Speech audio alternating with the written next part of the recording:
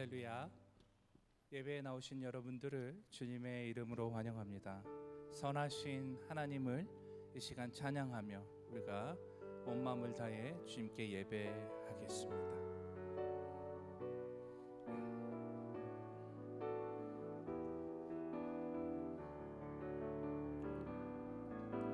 선한 목자 되신 우리 주 항상 인도하시고 푸른 풀밭 좋은 곳에서 우리 먹여주소서. 선한 목자 구세주여 항상 인도하소서. 선한 목자 구세주여 항상 인도하소서.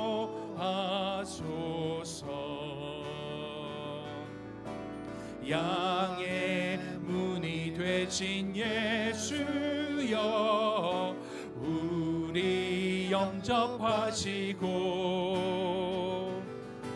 길을 잃은 양의 무리를 항상 인도하소서. 선한 목자 구세주여 기도 들어주소서.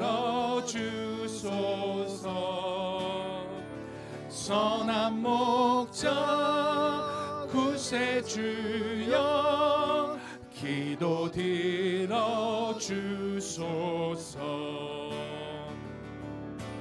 힘이 많고 약한 우리를 용납하여 주시고 주의 넓고 크신 은혜로 자유 얻게 하셨네. 선한 목자 구세주여 지금 나아갑니다. 선한 목자 구세주여 지금 나아갑니다. 일찍 주의 뜻을 따라서 살아가게 하시고 주의 크신 사랑 베푸사 따라가게 하소서. 선한 목자 구세주여 항상 인도하소서. 선한 목자 구세주여 항상 다시 한번 찬양합니다. 선한 목자 구세주여. 선한 목자 구세주여 항상 인도하소서. 선한 목자 구세주여 항상 인도하소서.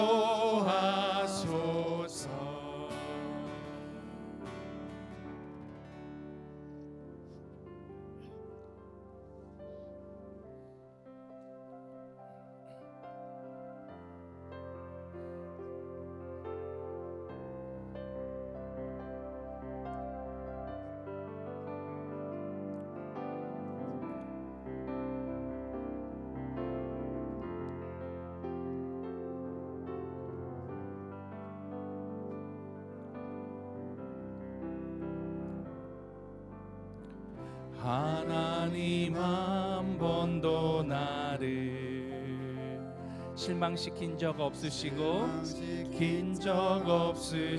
언제나 공평과 은혜로 나를 지키셨네. 지키셨네. 다시 한번 찬양합니다. 하나님 한 번도 나를, 하나님 한 번도 나를 실망시킨 적 없으시고 실망시킨 적 없으시고 언제나 공평과 은혜로, 언제나 공평과 은혜 나를 지키셨네. 나를 지키셨네. 오 신실하신 주, 오 신실하신 주, 오 신실하신 주, 오 신실하신 주, 내 너를 떠나지도 않으리라. 내 너를 떠나지도 않으리라. 내 너를 버리지도 않으리라. 내 너를 버리지도 약속하셨던 주님, 약속하셨던 주님, 그 약속을 지키사 그 약속을 지키사 이후로도 영원토록, 이후로도 영원토록 나를 지키시리라 확신하네. 나를 지키시리라 확신하네. 지나온 모든 세월들, 지나온 모든 세월들 돌아보아도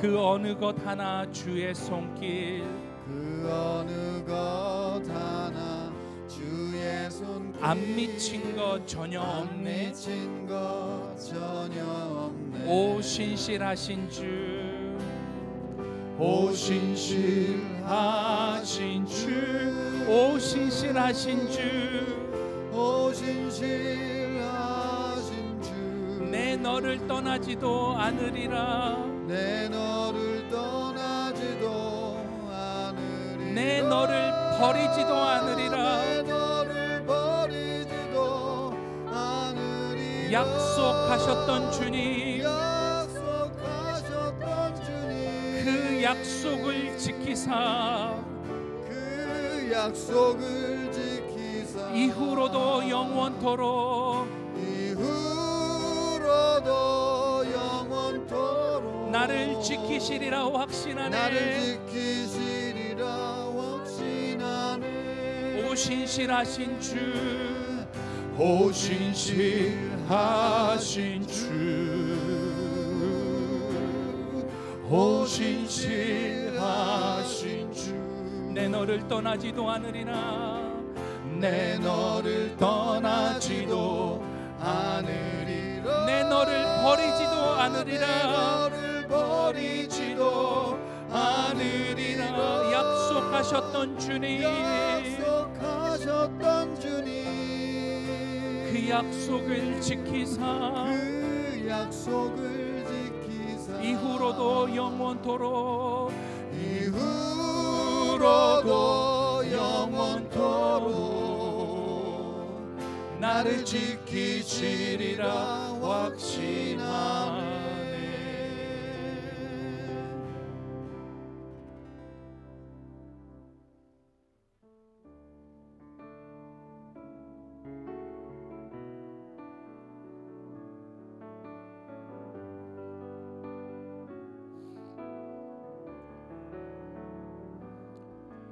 주 선한 능력으로 안으시네. 그 크신 팔로 날 붙드시네. 절망 속에도 흔들리지 않고 사랑하는 주 얼굴 배워리. 선한 능력으로 일어서리. 주만 의지하리 믿음으로. 우리 고대 안에 주 오실 그날 영광의 새날을 맞이하리. 이전의 괴로움 날 애워싸고 고난의 길을 걷는다 해도 주님께 맡긴 나의 영혼 끝내 승리의 날을 맞으리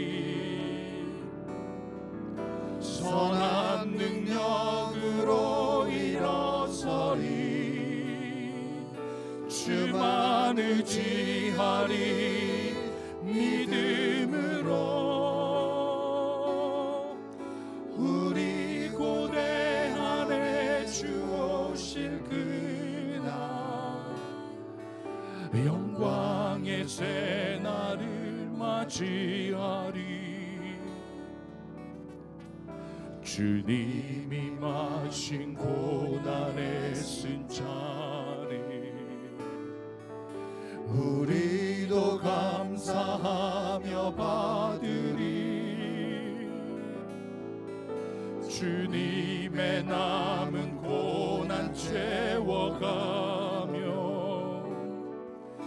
예수와 복음 위에 살리라 선한 능력으로 일어서리 주만 의지하리 믿음으로 우리 고대 안에 주 오실 그날 승리의 새날을 다시 한번 1절부터 찬양해 보겠습니다. 주 선한 능력으로 안으시고 그 크신 발로 날 안으시네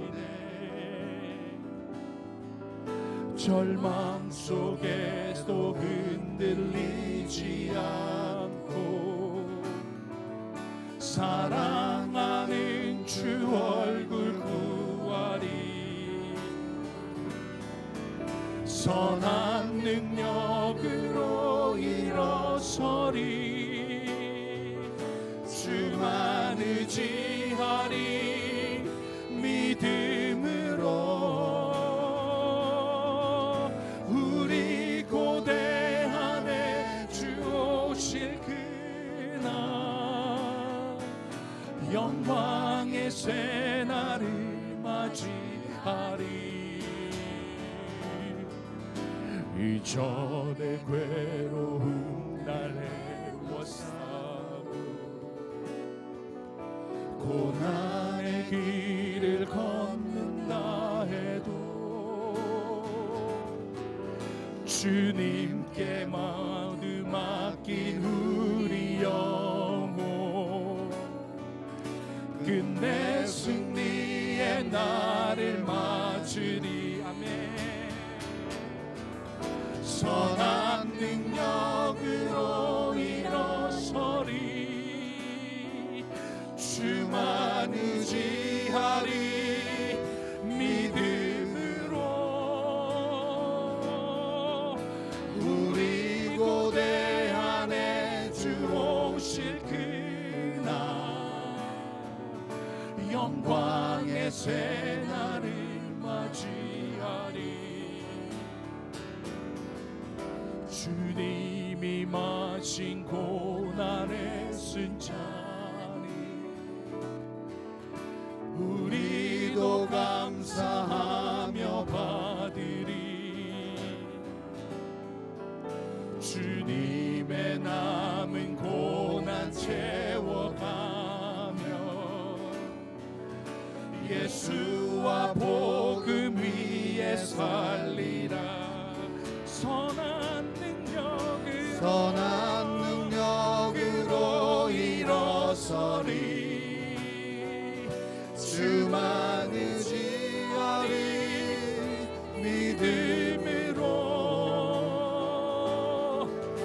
우리 고대 안에 주 오실 그날 승리의 새날을 우리 목소리로만 찬양합니다. 선한 능력으로 일어서리 선한 놀라운 능력으로 일어서리. 주만 의지하리 믿음으로. 우리 고대 안에 주 오실 그날 승리의 새날을 맞이하리.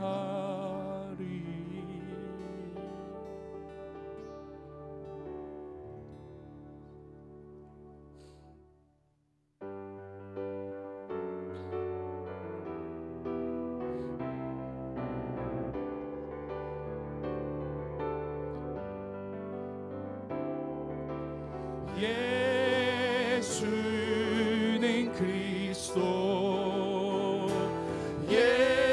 예수는 주, 하나님의 영으로 예배. 우리 시간 다 같이 일어나셔서 주님 앞에 예배합니다. 예수는 그리스도, 예수는 주,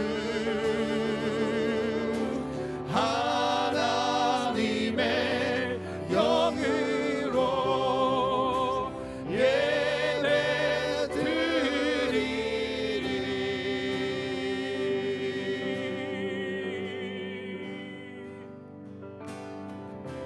창조의 아버지 그 섭리 보이사 택하신 세대 일으키어 이 땅을 고치소서. 주의 크신 능력 만물이 사모하니 성령의 기름 부어주사 이 시간 임하소서. 주 영광 여기 임하사 열방 향해 그 빛 비추소서. 주의 얼굴 구할 때 주의 은혜 머무소서. 열방의 통치자 세상이 보리라. 신실한 주의 약속으로 교회는 승리하리. 우릴 돌아보사 강건케 하소서. 연약함 모두 벗어지고 승리케 하옵소서. 주 영광 여기 임하사 열방 향해 그 빛 비추소서. 주의 얼굴 구할 때 주의 은혜 머무소서. 우리 다 같이 두 손을 높이 들어 주님께만 영광 올립니다. 영광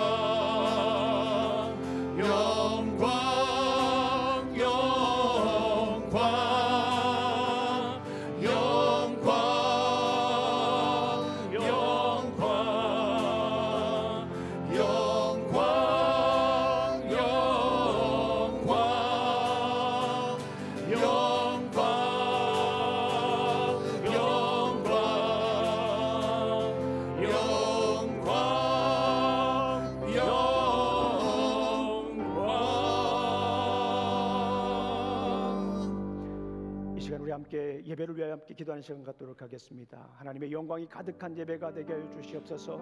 감사로 드리는 예배가 되게 하여 주시옵소서. 우리의 걱정과 근심과 우리의 아픔을 내려놓고 주님께 나아가는 예배가 되게 하여 주시옵소서. 이 시간 우리 함께 잠시 기도하는 시간 갖도록 하겠습니다. 아버지 하나님 참으로 감사합니다. 오늘도 귀한 날 허락하여 주시고 또 우리 주님께서 아버지 하나님 베푸신 이 아름답고 귀한 주일날 함께 예배를 드립니다. 아버지 하나님 드리는 예배가 주님의 영광이 가득한 예배가 되게 하여 주시옵소서. 주님의 얼굴을 보는 예배가 되게 하여 주시기를 간절히 소망합니다. 아버지 하나님 우리에게 삶 속에서 아프고 절망이고 우리 삶을 짓눌렀던 것들을 내려놓고 아버지 주님 영광 앞에 나와 그 빛을 바라보며 생명을 따라가는 예배가 되게 하여 주시기를 간절히 소망합니다. 우리의 마음의 문을 활짝 열어 주시옵소서. 우리의 눈을 열어 주시옵소서. 주의 영광을 보게 하여 주시고 주의 귀한 법을 볼 수 있도록 주의 말씀을 담아내는 예배가 될 수 있도록 아버지 하나님 인도하여 주시기를 간절히 소망합니다. 주님 감사합니다. 예수님 이름으로 기도합니다. 아멘. 자, 시간 다 같이 앉아주시기 바랍니다. 자, 오늘 우리 오래간만에 이렇게 또 우리 교회에 함께 오신 분들이 계십니다. 출타하셨다가 오셨는데 우리 조명자 집사님 잠깐 일어나 주시겠어요? 박수로 맞아 주시기 바랍니다. 네, 감사합니다. 너무너무 감사합니다. 아이고 많이 뵙고 싶었습니다. 네. 우리 박성경 자매님 또 우리 해나 자매 잠깐 일어나시겠어요? 자, 일어나 주시겠습니까? 네, 박수로 맞아 주시기 바랍니다. 네, 또 한국 갔다가 이렇게 다시 돌아왔습니다. 너무너무 감사합니다. 오늘 이렇게 또 새로 방문해 주신 분들이 계신 것 같은데요. 네, 잠깐 일어나 주시겠습니까? 네, 박수로 맞아 주시기 바랍니다. 네, 네, 감사합니다. 네, 감사합니다. 자, 우리 광고 말씀을 드릴게요. 옆에 분들하고 잠깐 인사 나누겠습니까? 주님의 이름으로 환영합니다. 참 잘 오셨습니다. 우리 한번 참 잘 오셨습니다. 주님의 이름으로 환영합니다. 네, 감사합니다. 네, 좀 주일날 예배드리기까지 얼마나 많은 우리가 기도가 필요합니까? 주일날 예배드리기까지 우리가 얼마나 많은 또 우리 삶의 현장에서 필요한 땀과 눈물이 필요합니까? 이렇게 함께 예배드릴 때 하나님께서 그 아름답고 귀한 땀을 받아주시고 또 눈물을 받아주실 줄로 믿습니다. 광고 말씀드릴게요. 9월 달부터 우리 교회가 이제 작년 성경 공부가 시작이 됩니다. 남침내 교단에서 만든 교재를 가지고 우리가 함께 사용을 하는데요. 5년 주기로 성경 전체를 우리가 함께 살펴봅니다. 이번 학기 9월 학기부터는 마가복음을 우리가 함께 공부할 것입니다. 마가복음 공부할 때는요, 먼저는 제가 우리 춘교 끝나고 제가 우리 성도님들과 한 2달 정도는 같이 나누고 그것이 자연스럽게 우리 동산에서 함께 공부하는 것으로 이렇게 진행하도록 하겠습니다. 여러분들께서 꼭 참석해 주시고 이번 계기를 통하여서 계속해서 우리 교회는 말씀 위에 굳게 선 교회잖아요. 말씀이 이끄는 교회잖아요. 그런 교회니까 계속해서 말씀을 배워가면서 우리가 말씀으로 굳게 세워지시기를 간절히 소망합니다. 자, 이 시간에 우리 유스 아이들 우리 패스터 클레이와 함께 가서 예배를 드리도록 하겠습니다. 우리 다 같이 일어나셔서 우리 함께 오늘 말씀을 읽도록 하겠습니다. 다 같이 일어나셔서 오늘 에스겔서 있는 말씀을 우리 함께 읽도록 하겠습니다. 시작. 주께서 영광에 쌓여서 동쪽으로 난 문을 지나 성전 안으로 들어가셨다. 그때 주의 영광이 나를 들어 올려 안뜰로 데리고 갔는데 주의 영광이 성전을 가득 채웠다. 아멘. 앉아주시기 바랍니다. 잠시 기도하시겠습니다. 주님의 아름다움을 찬양합니다. 우리 장경만 집사님 가정을 통해 베풀어 주신 사랑에 감사합니다. 주의 가정의 모든 출입을 지금부터 영원까지 지켜주시길 기도드립니다. 우리 정은주 집사님 감사함을 드렸습니다. 아버지 하나님 참으로 감사합니다. 오늘도 귀한 날 주시고 또 이렇게 부르심의 자리에서 예배를 드릴 수 있도록 인도하시니 감사합니다. 감사가 넘치는 예배가 되게 하여 주시옵소서. 생명력이 있는 예배가 되게 하여 주시기를 간절히 소망합니다. 하늘의 영광이 가득한 예배가 되게 하여 주시옵소서. 부족한 종 말씀을 들고 섰습니다. 사람의 말과 지혜로 증가하지 않게 해주시고 성령님의 능력과 나타내심으로 증가할 수 있도록 인도하여 주시옵소서. 예수님 이름으로 기도합니다. 아멘.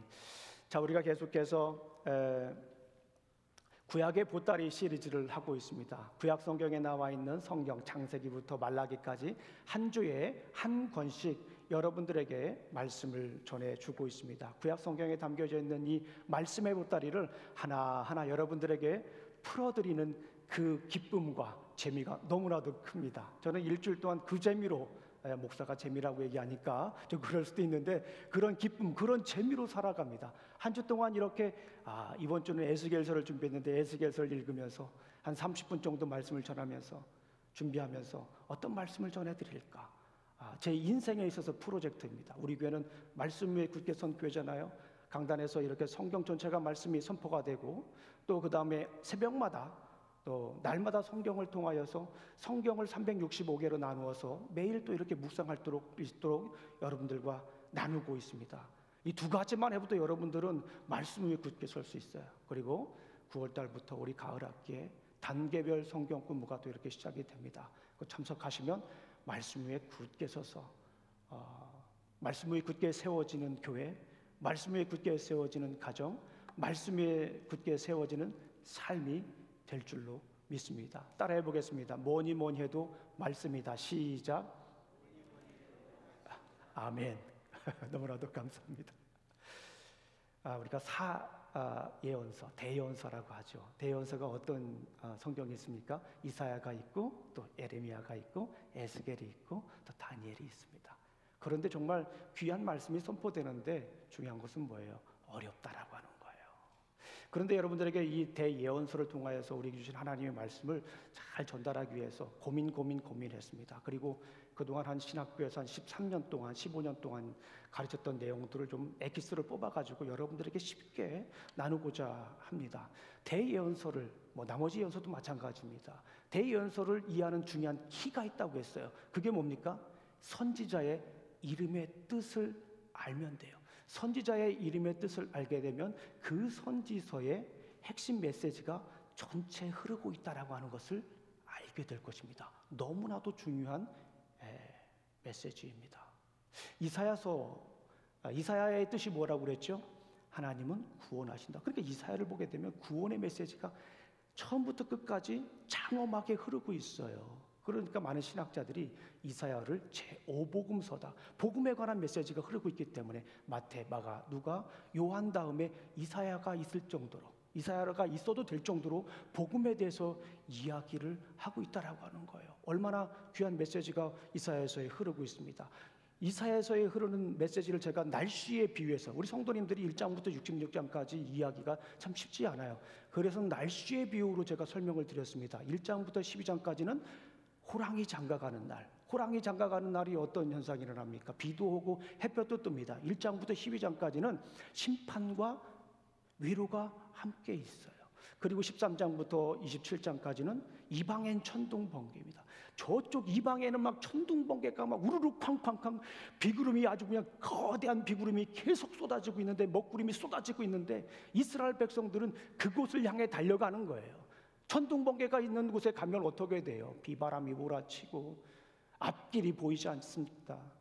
아무리 좋은 와이퍼를 빨리 해도 그게 보일까요, 안 보일까요? 경험해 보신 분들 있을 거예요. 텍사스에서 보이지 않습니다. 그런데 이스라엘 백성들은 그 이방을 향하여 달려가는 거예요. 뭐가 좋다고, 거기에 가면 뭐가 좀 나올 것 같아가지고 달려가는 그 모습. 그리고 28장부터 35장까지는 폭풍 후에 무지개 같은 모습을 보여줍니다. 왜냐하면 거기도 심판의 주가 있지만 거기에는 오실 의의 왕에 대해서 굉장히 강조를 하고 있어요. 36장부터 39장까지는 대피 요령입니다. 어떤 왕이 등장한다고 했어요? 히스기야 왕이 등장합니다. 하나님을 의지한 히스기야 왕. 이방을 의지하지 말고 하나님을 의지하라고 하는 거예요. 하나님께 기도할 때 하나님께서 더 살게 해주셨어요. 하나님께 기도할 때 천사가 나타나서 18명 50명을 그냥 다 군대를 무찔러 주었던 그 모습을 보게 됩니다. 이방을 의지하지 마라, 아수르 의지하지 말라, 바벨론을 의지하지 말라, 하나님을 의지하라고. 그게 대피 요령이에요.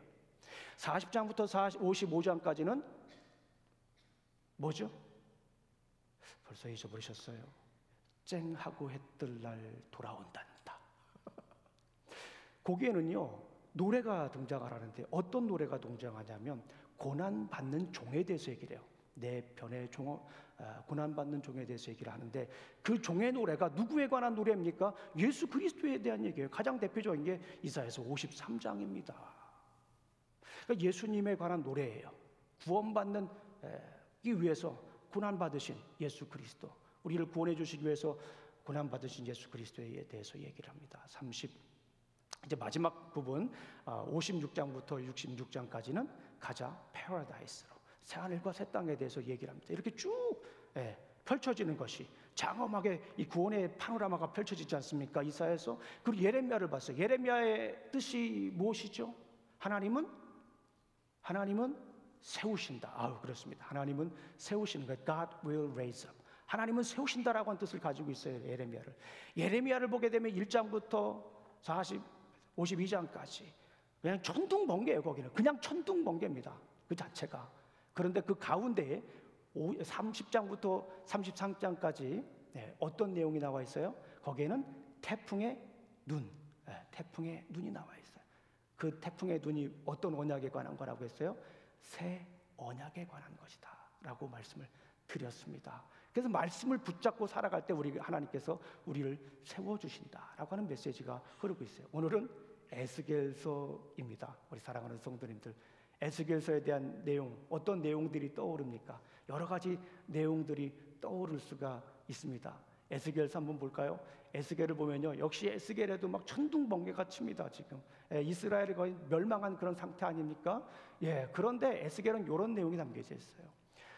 천둥번개 후에, 폭풍 후에 무지개가 뜬 모습을 그려주고 있다라고 하는 거예요. 에스겔을 생각할 때 이 그림을 한번 생각해 보시기를 간절히 소망합니다. 에스겔의 이름의 뜻이 무엇일까요?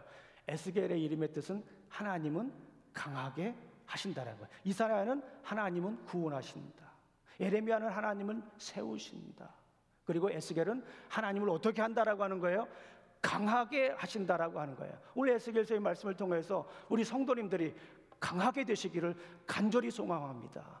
약한 마음이 있습니까? 두려운 마음이 있습니까? 넘어지셨습니까? 에스겔서에서 선포되는 하나님의 말씀을 통하여서 강하게 세워지시길 주님의 이름으로 축원합니다. 에스겔서 전체 내용입니다. 1장부터 24장까지, 25장부터 32장까지, 33장부터 48장까지. 우리 성도님들은 이걸 다 외울 필요는 없어요. 그러나 머릿속에 기억하면서 에스겔서가 어떻게 흘러가는가를 한번 보시면 좋아요. 유다에 대한 심판입니다. 그리고 열방에 대한 심판이에요. 그리고 맨 마지막에는 회복에 관한 메시지입니다. 그리고 앞에 이렇게 보면 대부분 선지자들을 하나님께서 부르세요. 소명이 있고, 또 중요한 것은 뭐냐면 성전에서 하나님의 영광이 떠납니다. 뭐라고요? 에스겔서 앞에 보게 되면 정말 심각한 문제가 생겨요. 성전에서 하나님의 영광이 떠납니다. 그런데 거기서 끝나는 것이 아니라 에스겔서 맨 마지막을 보게 되면 그 떠났던 하나님의 영광이 다시 성전에 임하게 되는 모습을 볼 수가 있어요. 이게 에스겔서의 전체의 메시지이자 흐름이라 이렇게 볼 수가 있습니다. 우리 에스겔서를 통해서 우리에게 주신 하나님의 메시지가 뭔가를 가만히 살펴보겠습니다. 에레미야서와 에스겔서와 다른 점이 한 두 가지 정도가 있는데요. 에스겔서는 폭풍 가운데 무지개가 뜬 이 모습을 후반부에 보여준다라고 하는 거예요. 에스겔서는 가운데 있죠. 그리고 또 하나 중요한 것이 있어요. 배경으로 볼 때 에레미야서는 예루살렘에 있는 사람들을, 예루살렘에 남아있는 사람들을 향하여서 메시지를 전했다면, 에스겔서는 이미 포로에 잡혀간 사람들을 향하여서 메시지를 증거하고 있다라고 하는 것입니다. 포로로 끌려간 유다 백성들이 어떻게 하면 강하게 될 수 있을까에 대한 이야기를 전하고 있다. 저는 그렇게 해석을 했습니다. 그렇다면 우리 삶 속에서 마치 태풍 속에 사는 것 같은 우리 인생 속에서 우리가 어떻게 하면 강하고 담대하게 살 수 있을까라고 하는 메시지도 될 수가 있습니다.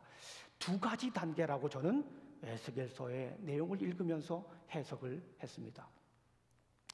자, 에스겔서를 통해서 주신 하나님의 메시지, 어떻게 하면 강하게 될 수 있을까? 첫 번째, 심판을 보라. 1장부터 32장까지는 심판을 보라라고 하나님께서 우리에게 말씀을 전해주고 있습니다. 에스겔은 제사장이었습니다. 바벨론이 2차 침공 때 끌려갔다고 했어요. 1차 침공 때 끌려간 사람이 누구라고 했어요? 다니엘. 2차 침공 때 누가 끌려갔어요? 에스겔이 끌려갑니다. 그리고 3차 침공 때 완전히 무너지는데 597년 2차 포로 때 끌려간 사람이 에스겔이에요. 에스겔은 제사장이었는데 포로로 끌려갔어요. 여호와긴 왕과 함께 포로로 끌려갔어요. 포로로 끌려갔으면 이미 심판이 임한 거잖아요. 그런데 이스라엘 백성들은 심판이 임했는데 그 심판을 보고도 본 것처럼 살았을까요? 보고도 보지 못한 것처럼 살았을까요? 말이 어려운가요? 심판을 당한 것을 보면서도, 포로로 끌려간 걸 보면서도 마치 심판이 없는 것처럼 살아갔어요. 심판을 보지 못하고 살아갔다라고 하는, 이것이 문제예요. 이것이 심판이 임했는데 그 심판을 보지 못해요. 우리가 강하게 되기 위해서는요, 심판을 볼 수 있는 눈을 길러야 됩니다.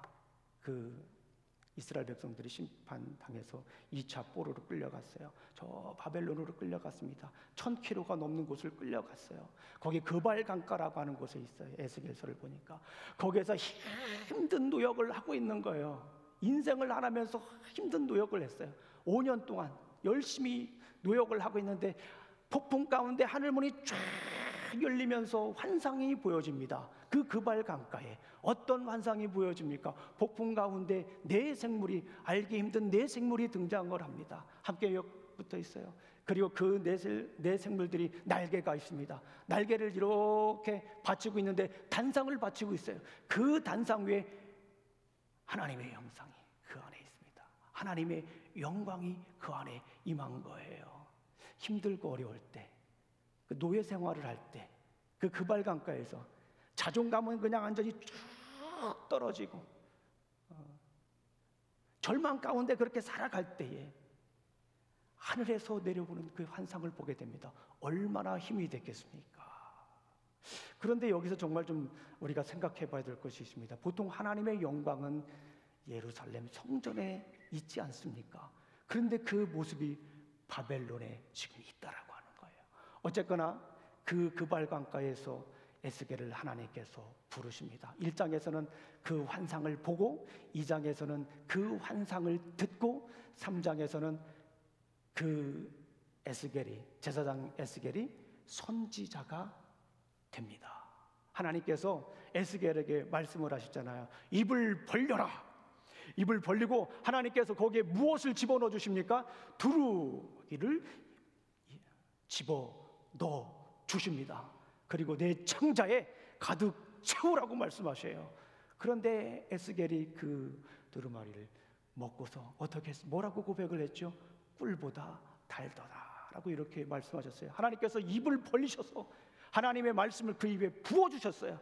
그래서 3장을 보게 되면 이 에스겔이 하나님의 말씀을 전하는 파수꾼이 되는 그런 모습을 봅니다. 에스겔은 이제 심판을 선포합니다. 그런데 이스라엘 백성들이 그 심판을 듣지 않아요. 심판을 듣기 좋아하는 사람들이 많지 않잖아요. 희망에 관한 메시지, 사랑에 관한 메시지만 전할 때, 격려에 관한 메시지만 전할 때 그런 것만 원하잖아요. 그런데 심판에 관한 메시지를 전하네요. 당연한 거 아닙니까? 심판당하는 동안에 심판을 전하는 게 당연한 거잖아요. 그런데도 이스라엘 백성들은 그 심판의 메시지를 듣지 않고 있어요. 그래서 에스겔은 하는 수 없이 이 상징 행위를 통해서 하나님의 말씀을 전합니다. 뭐예요? object lesson, 실물 교육을 통해서 말로 해도 듣지 못하니까 보여주는 거예요. 무엇을 보여주는 겁니까? 심판을 보여주는 거예요. 그런데 이스라엘 백성들은 그 심판을 보지 못합니다. 그 상징 행위 중에 여러 가지가 있습니다. 누워가지고 하나님의 말씀을 전해요. 왼쪽으로는 390일 동안 이렇게 누워가지고 하나님의 말씀을 전해요. 저 김영준 목사가 390일 동안 이렇게 누워가지고 성경 하나님 말씀 전하면 굉장히 재밌겠죠. 그리고 오른쪽으로는 이렇게 또 40일 동안 이렇게 또 하나님 말씀을 전합니다. 430일 동안을 누워서 하나님의 말씀을 전하고 먹긴 또 뭘 먹어요? 새똥을 구워서 먹습니다. 이게 무슨 의미일까요? 심판이에요. 430년 하면 여러분들 떠오르는 연도가 있죠. 이집트에 430년 동안 포로가 됐어요. 결국에는 포로가 된다라고 하는 거예요. 그리고 결국에는 부정한 심판을 당해서 부정한 음식을 먹을 수밖에 없다라고 하는 거예요. 머리도 또 이렇게 머리하고 또 이렇게 수염을 다 뽑아버립니다. 그리고 칼로 다 잘라버립니다. 불로 다 살라버립니다. 그리고 다 흩어버립니다. 이게 뭐에 대한 이야기일까요? 결국에는 심판당할 거다라고 하는 거를 보여주는 거예요. 메시지로 보여주는데 이스라엘 백성들은 보지 못합니다. 심판을 보지 못해요. 얼마 후에 몇 년이 지난 다음에 에스겔은 또 다른 환상을 보게 됩니다. 이 환상이 정말 중요한 환상입니다. 성전에서 하나님의 영광이 떠납니다. 여러분들 꿈을 꾸면서 성전에서 하나님의 영광이 떠나, 우리 집에서 하나님의 영광이 떠나는 꿈을 꾸기만 해도 정말 두렵고 막 그렇지 않겠습니까? 에스겔이 환상을 보는데 성전에서 하나님의 영광이 막 떠나는 그 모습을 보게 되는 거예요. 너무너무 마음이 아파요. 그러면서 아까 우리가 에스겔서 1장에서 그 발강가에서 하나님의 성전, 바벨론에서 하나님의 성전을, 하나님의 영광을 봤다고 했잖아요. 그 하나님의 영광이 이스라엘에서 떠나서 예루살렘에 떠나서 바벨론으로 가게 됩니다. 성경을 보게 되면 동쪽으로 갔다. 그 동쪽이 어디예요? 바벨론입니다. 바벨론으로 갔다라고 하는 것을 볼 수가 있어요. 그때 당시 삶을 보면 이렇습니다.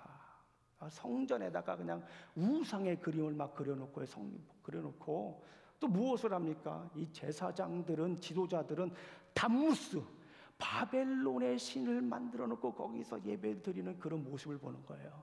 그러니까 하나님께서 그 성경에는 막 그렇게 적나라하게 기록은 되지 않았지만은 내가 도저히 역겨워서 내가 여기 있을 수가 없다. 내가 이 성전에 차마 내가 더 이상 있을 수 없다라고 하나님은 생각하셔서 결국에는 떠나게 되는 그 모습을 보게 됩니다. 그럼에도 불구하고 이스라엘 백성들은 그 심판을 보질 못해요. 심판 중에 있음에도 불구하고 심판을 보지 못하는 이스라엘 백성들을 우리가 볼 수가 있습니다. 성경을 한번 읽어보겠습니다. 시작. 주의 영이 나를 들어 하나님의 영의 환상 중에 데리고 갈대아에 있는 사로잡힌 자 중에서 이르시더니 내가 본 환상이 나를 떠나 올라간지라. 환상이 떠나갔습니다. 구회에도 에스겔은 비유를 통해서 이스라엘의 죄악을 계속해서 보여줍니다. 남편을 떠나 이방 나라들과 음란 행위를 하는 그런 비유를 들어서 설명을 하고요. 죽은 아내 비유를 통해서 심판을 선포합니다. 죽은 아내를 위하여 울지 말라고 하죠. 아마도 가장 힘든 비유일 수도 있습니다. 죽은 아내를 향해서 더 이상 울지 말라는 거예요. 심판당했는데 결국에는 심판당해서 나중에 울지도 못할 것이다라고 하는 것을 선포하는 거예요. 부와 번영을 누렸던 두루와 이집트는 교만으로 심판을 받을 것이다. 열방 심판에 관한 이야기들이 나오는데 가장 대표적인 나라가 두루와 이집트입니다. 당시 패권을 잡고 있던 그 나라들은 결국에는 멸망할 것이다 라고 또 심판을 보여줍니다. 우리 사랑하는 성도님들, 하나님의 심판은 반드시 있습니다. 그 말씀을 믿으신가요? 하나님의 심판은 반드시 있어요. 우리 이브리서 9장 2절 말씀을 보면 한 번 죽은 것은 사람에게 정하신 것이요 그 후에는 심판이 있으리라 라고 말씀을 합니다. 우리 사랑하는 성도님들, 우리 삶 가운데에 그 심판을 볼 수 있어야 돼요. 하나님의 심판을 볼 수 있어야 돼요. 하나님의 사랑도 우리가 봐야 되지만 하나님의 격려도 우리가 봐야 되지만 하나님의 심판도 우리가 볼 수 있는 그런 영안이 있어야 됩니다. 마치 세상을 살아가는 것이 심판이 없는 것을 세상을 살아가는 것처럼 살아가는 분들도 있지 않습니까? 그러나 분명한 것은 심판은 반드시 있습니다. 누굴까요? 생각하는 사람이죠. 로댕의 작품입니다. 이 작품을 보면서 여러분들은 무슨 생각을 하나요? 초등학교 때 로댕에 생각하는 사람이 저희 초등학교에 있었습니다. 그러면서 지나가면서 여러분들 뭐라고 하셨습니까? 무슨 생각하니? 그러면서 우리는 짓궂게 그런 질문도 했습니다. 옷 찾니? 그런 질문도 했어요. 요즘 같은 경우는 그런 질문을 한다고 해요. 여자친구가 보낸 문자가 무슨 뜻인지 생각하는 거. 뭐 그런 것도 요즘 그렇게 패러디를 한다고 합니다. 그런데 이 생각하는 사람이 바라보는 곳이 어디일까요? 이건 독립된 작품이 아닙니다. 이 생각하는 사람이 바라보는 곳이 어디일까를 우리는 알게 되면 그런 패러디나 그런 농담을 할 수가 없지요. 어딜까요? 근육을 보십시오. 굉장히 막 경직되어 있습니다. 두려움에 떨고 있어요. 긴장하고 있어요. 발가락을 제가 사진을 이렇게 편집하면서 잘렸는데 발가락을 보면요, 발가락을 이렇게 오므리고 있습니다. 안절부절 못하는 그런 모습을 볼 수가 있어요. 어디를 보고 있을까요? 다음 그림을 보면 알 수 있겠죠. 예, 지옥의 문에서 지옥을 바라보고 있다라고 하는 거예요. 근대 조각의 아버지 로댕은 단테의 신곡 인페르노에서 영감을 받아서, 지옥문이라고 하는 것을 영감을 받아서 이 작품을 만들었어요. 많은 사람들은 생각하는 사람만 똑 떼서 이렇게 얘기를 하는데, 사실은 이 지옥의 문에서 지옥을 바라보고 있는, 생각하고 있는 사람이라고 하는 거예요. 그곳에서 심판당하는 사람들의 모습을 보고 있다라고 하는 거예요. 우리 사랑하는 성도님들, 심판은 반드시 있습니다. 우리가 강하게 되기 위해서 첫 번째 단계는 무엇일까요? 심판을 볼 수 있어야 돼요. 이 세상을 향한 하나님의 심판을, 나를 향한 하나님의 심판을 우리가 볼 수 있어야 돼요. 그래야 우리는 강하게 될 수가 있는 줄로 믿습니다. 그런데 에스겔은 심판을 보라라고 하는 단계에서 그치는 것이 아니라 두 번째 단계에 이릅니다. 나머지 장에서 말씀하시는 것이 있어요. 강하기 위해서, 우리가 강하고 담대하게 살아가기 위해서 주시는 메시지, 그것은 영광을 보라라고 하는 거예요. 우리가 잘 아시는 것처럼 에스겔서는 1장부터 31장까지, 32장까지는 회개와 심판에 관한 메시지입니다.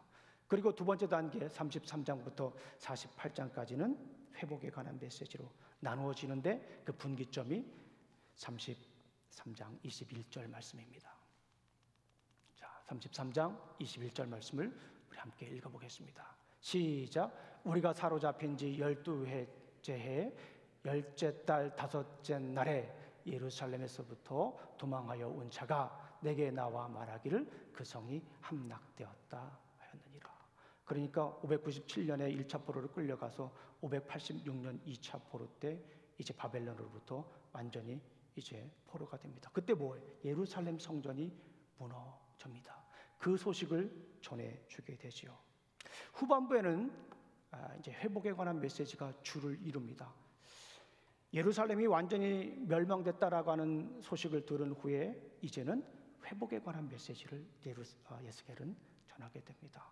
후반부에 보게 되면 여기에도 환상이 많이 있습니다. 에스겔서는 그 환상 속에 가장 강력한 환상이 뭘까 고민을 했습니다. 나머지 회복을 이끌어가는 환상의 가장 중요한 것이 무엇인가를 한번 생각해 보았습니다. 그것은 성전 환상이다라고 볼 수가 있습니다.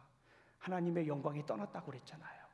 8장부터 10장까지 보게 되면 하나님의 영광이 떠나, 11장까지 보게 되면 하나님의 영광이 성전에서, 예루살렘 성전에서 떠납니다. 그런데 40장부터 48장에 있는 내용을 보게 되면 그 떠났던 하나님의 영광이 다시 성전에 임하게 되는 놀라운 사건을 보게 돼요. 이게 가장 강력한 환상이다라고 볼 수가 있습니다. 우리 성경 말씀을 한번 읽어보겠습니다. 시작. 주께서 영광의 사이에서 동쪽으로 난 문을 지나 성전 안으로 들어가셨다. 그때에 주의 영이 나를 들어 올려 안뜰로 데리고 갔는데 주의 영광이 성전을 가득 채웠다라고 하는 것입니다. 성전이 회복되는 환상이다라고 볼 수가 있습니다.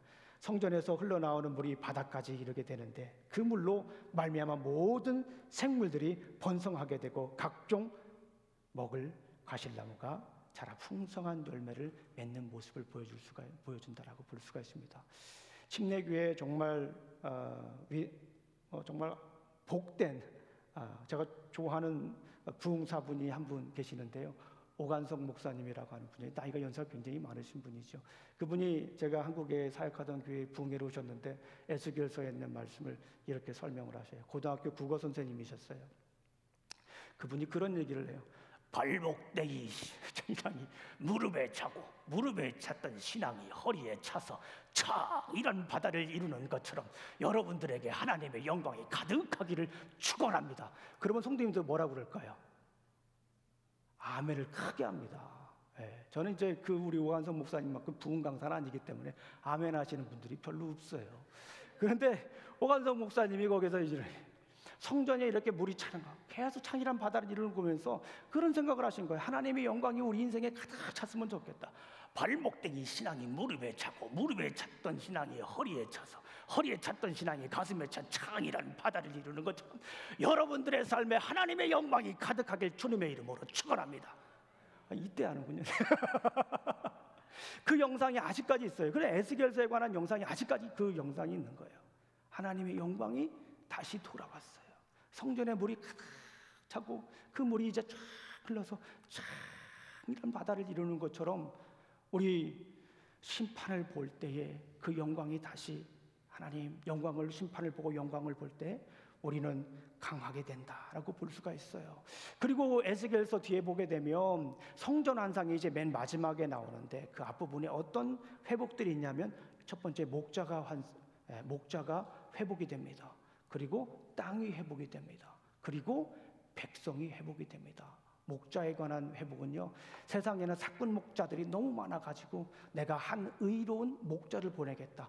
그 목자가 누굽니까? 다윗이에요. 그 목자가 누굽니까? 나중에 예수 그리스도예요.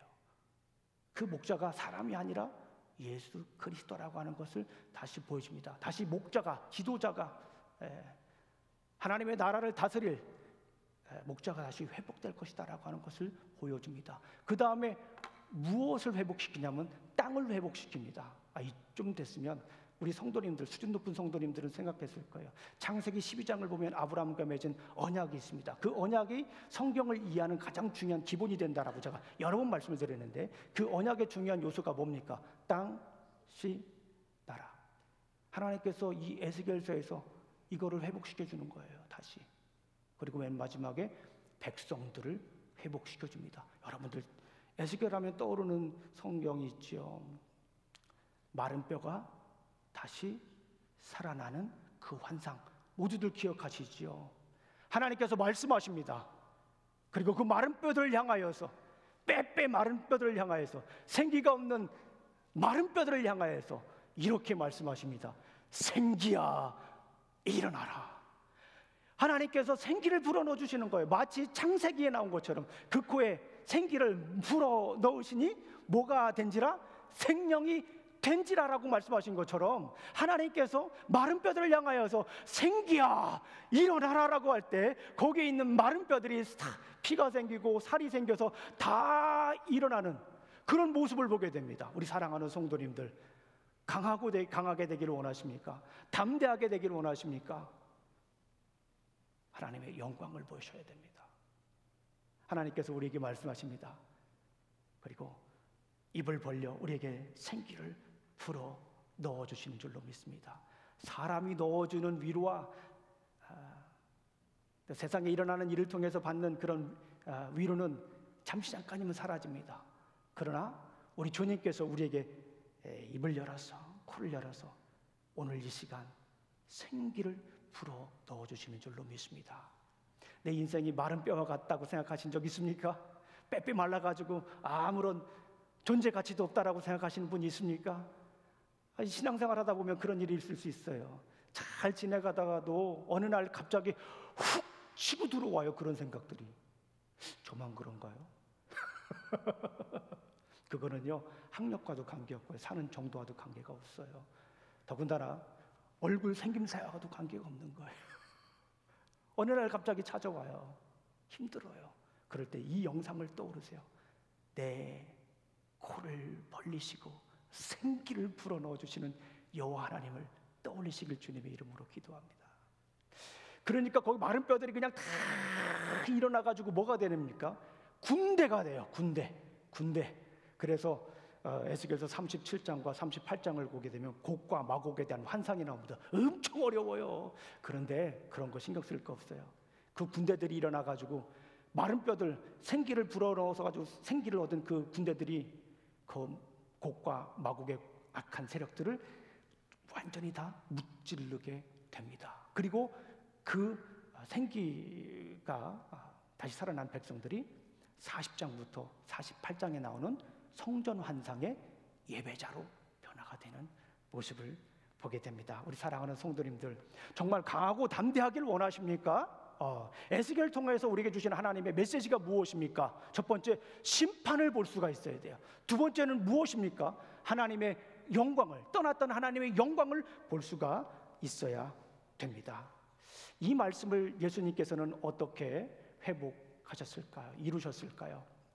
우리 사랑하는 성도님들, 예수님은 영광의 빛입니다. 우리 함께 성경을 읽어보겠습니다. 요한복음 1장 14절 말씀이에요. 시작. 말씀이 육신이 되어 우리 가운데 거하심에 우리가 그의 영광을 보니 아버지의 독생자의 영광이요 은혜와 진리가 충만하더라. 말씀이 육신이 되었어요. 육신이 되어서 우리 가운데 거한다라고 하는 말을 좀 풀었으면은요, 정확한 표현을 쓰면 거한다라고 하는 말보다는 산다라고 하는 거예요. 말씀이 내 안에 사는 거예요. 내 안에 그냥 거쳤다가 지나가는 것이 아니라, 감동받고 지나가는 것이 아니라 내 안에 사는 거예요. 키에르케고르라는 철학자는 굉장히 여러 생각들을 많이 했습니다. 제가 좋아하는 철학자예요. 한때 심취했던 철학자인데요, 그 철학자가 그런 얘기를 했어요. 그때 당시 사람들은 설교를 좋아하지만 변화되지 않는다, 그런 얘기를 했어요.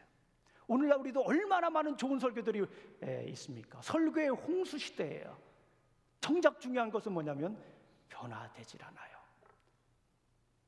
죽은 마른 뼈처럼 그냥 살아가는 거예요. 생기가 없어요. 예수님께서 그래서 또 이런 말씀을 전하신 것 같아요. 우리 한번 읽어보겠습니다. 시작. 예수께서 또 말씀하여 이르시되 나는 세상의 빛이니 나를 따르는 자는 어둠이 다니지 아니하고 생명의 빛을 얻으리라. 아멘. 창세기를 보게 되면 Let there be light, 빛이 있으라, 빛이 있었습니다. 그런데 질문이 생겨요. 해와 달과 별을 만들기 전인데 어떻게 빛이 있습니까? 라고 물어보시는 분들이 있어요. 근데 Let there be light, 그 빛이 어떤 빛일까요? 하나님의 영광의 빛이에요. 하나님이 계신 곳에는 하나님의 영광의 빛이 있어요. 히브리 사람들은 그 빛을 에너지로 번역을 합니다. 아주 큰 에너지로 번역을 합니다. 그런데 그 말은 틀린 말이 아닌 것 같아요. 하나님의 영광의 빛을 보게 되면 우리는 어떻게 돼요? 힘을 얻게 되는 거예요. 에너지를 얻게 되는 거예요. 그게 무슨 빛이기 때문에 그렇습니까? 생명의 빛이기 때문에 그렇습니다. 우리 사랑하는 성도님들, 예수님께서 우리에게 비춰주시는 그 영광의 빛을 받으며 살아가시길 주님의 이름으로 축원합니다. 우리가 어떻게 살아가야 합니까? 우리는 영적인 광합성 작용을 하면서 영광의 빛을 쬐며 살아야 됩니다. 빛을 쬐야 돼요. 여러분들, 식물이 왜 살 수 있습니까? 광합성 작용을 하잖아요. 포토신테시스. 광합성 작용을 하잖아요. 광합성 작용을 여러 가지 과학적으로 설명할 수 있지만은 한마디로 말하면 뭐예요? 빛 받아야 산다, 그거 아니겠습니까? 빛을 받아야 사는 거예요. 우리 영적으로도 마찬가지입니다. 하나님의 영광의 빛을 우리가 받아야 힘을 얻고 살아갈 수 있다라고 하는 거예요. 하나님의 영광의 빛은 이 오주에 가득 차 있습니다. 그 영광의 빛을 우리가 보기를 주님의 이름으로 축원합니다.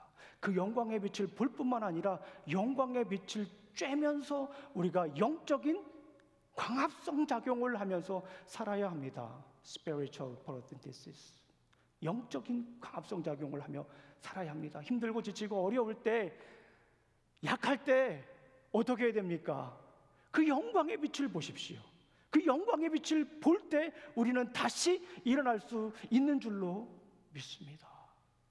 우리 교회 홈페이지에 보면 이런 글이 있어요. 담임 목사 인사말 중에 하나인데요, 우리 교회는 빛보다 빛을 전하고 있습니다. 빛이라고 하는 것은 지읒입니다. 그리고 앞에 빛은, 그리고 빛보다 빛, 뒤에 빛은 치읓입니다. 이해되시죠? 빛이라고 하는 것은 돈을 이렇게 써서 빌려서 빚지는 것, 그걸 빛이라고 하고, 그 빛보다는 빛, 라이트의 삶을 살아야 합니다. 과욕이 빚은 빛이 아닌 주님의 빛을 볼 때 가능합니다. 식물이 광합성 작용을 통해 생명을 이어가던 우리 교회는 주님의 빛, 영광을 바라보며 영적인 광합성 작용을 하며 살아갑니다. 우리 교회는 예배와 삶 가운데 주님의 빛을 나누는 생명 공동체로서의 교회 본질을 회복하고 있습니다.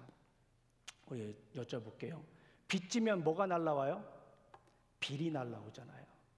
그렇지 않습니까? 빚지면 빌 날라오잖아요. 그러니까 빚지고 살면 어떻게 되는 거예요? 빌빌 되는 거예요. 우리가 빚지고 살아가면. 그런데 주님의 빛을 받아가면 우리가 어떻게 살아가는 거예요? 강하고 담대하게 살아가는 겁니다. 따라해 보겠습니다. 빛보다 빛이다. 어떤 분은 또 이런 얘기가, 목사님 미국 살면서 빚은 좀 져야 됩니다, 그런 얘기하는 분들이 있어요. 세금 보고하는 그런 얘기하는 분들이 있어요. 근데 그거보다는, 빛보다는 하나님께서 우리에게 빚어주시는 그 빛, 영광의 빛, 오죽하셨으면 말씀이 육신이 되어가지고 우리 가운데 살면서 하나님께서 그 영광의 빛을 우리에게 비춰주셨을까요? 어둠에 있지 않고, 밖에 나가면 해 뜨겁죠. 요즘 막 100도가 넘은지 2달이 넘었어요. 뜨거워 할 거 아니라 영광의 빛이 우리에게 이렇게 강렬하게 비치는구나 라고 생각하시면 이 무더위도 강하고 담대하게 이기실 줄로 믿습니다. 우리 사랑하는 성도님들, 영광의 빛을 보며 따라 사시기를 간절히 축원합니다. 힘들고 어려운 일이 있을 수 있어요. 어떤 일인지 제가 정확히 알 수 없지만 마음이 아플 때가 있어요. 그냥 주저앉고 싶을 때가 있어요. 때로는 그냥 누가 뭐라고 하지도 않았는데 그냥 하늘이 노래, 그냥 그럴 때가 있습니다. 그럴 때 넘어지지 말고 주저하지 말고 그 영광의 빛을 보며 강하고 담대하게 승리하실 주님의 이름으로 축원합니다. 기도하시겠습니다. 하나님 아버지, 감사합니다. 오늘 이렇게 한 날 주시고 또 이렇게 아버지 하나님 주님께서 말씀을 주셨습니다. 에스겔을 통하여서 우리에게 장엄하게 흐르는 주의 말씀을 오늘 귀담아 들었습니다. 마음에 새기며 살아가게 하여 주시옵소서. 심판을 보며 살아가게 하여 주시옵소서. 무엇보다도 영광의 빛을 바라보며 살아갈 수 있도록 인도하여 주시옵소서. 알 수 없는 이 세상, 어떤 일이 벌어질지 장담할 수 없는 이 세상, 우리에게 한 줄기 빛이 있다면 주님의 영광의 빛입니다. 소망의 빛입니다. 그 빛을 바라보며 살아가게 하여 주시옵소서. 나의 힘이 되신 주님을 찬양합니다. 예수님 이름으로 기도합니다. 우리 다 같이 일어나셔서 나의 힘이 되신 여호와를 우리 찬양하도록 하겠습니다. 나의 힘이 되신 여호와여, 내가 주님을 사랑합니다. 내가 주님을 사랑합니다. 주는 나의 반석이시며 나의 요새시라, 나의 요새시라. 주는 나를 건지시는 나의 주, 나의 하나님, 나의 피할 바위시요, 나의 방패시라, 나의 방패시. 우리 다 같이 두 손 높이 들고 나의 하나님, 나의 하나님,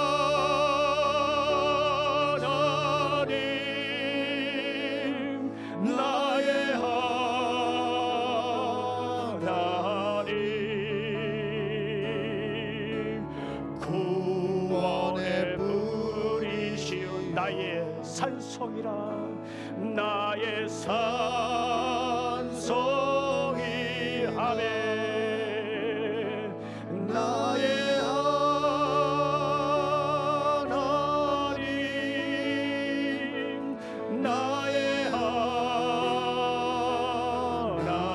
하나님, 구원의 뿌리시오, 구원은 나의 여호와, 나의 하나님, 나의 구세주, 나의 생명이신, 나의 생명이신 여호와, 주님만이 나의 생명입니다. 내가 주님을 찬양합니다. 주는 나의 사랑이시며 나의 의지시라, 나의 의지시라. 주는 나를 이끄시오,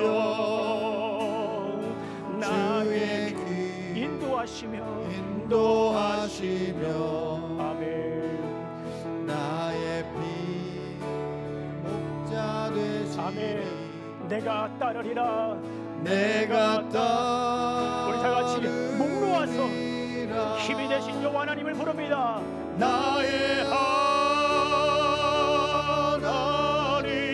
나의 하나님, 나의 하나님. 생명의 멸류관으로 내게 씌우소서. 내게 씌우소서. 우리 성도님의 성함을 넣어서 나의 평중의 하나님, 나의 하나님.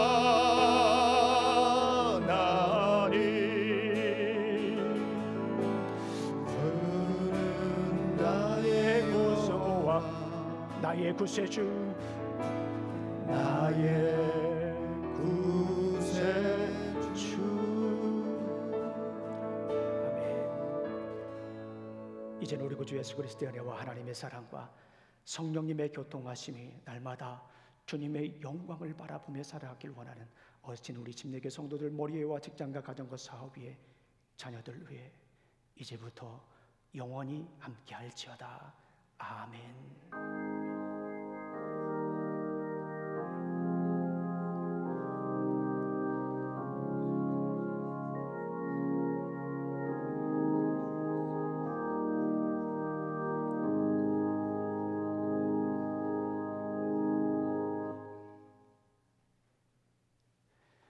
우리의 예발 받아준 주님께 영광의 박수 드립니다. 네, 감사합니다.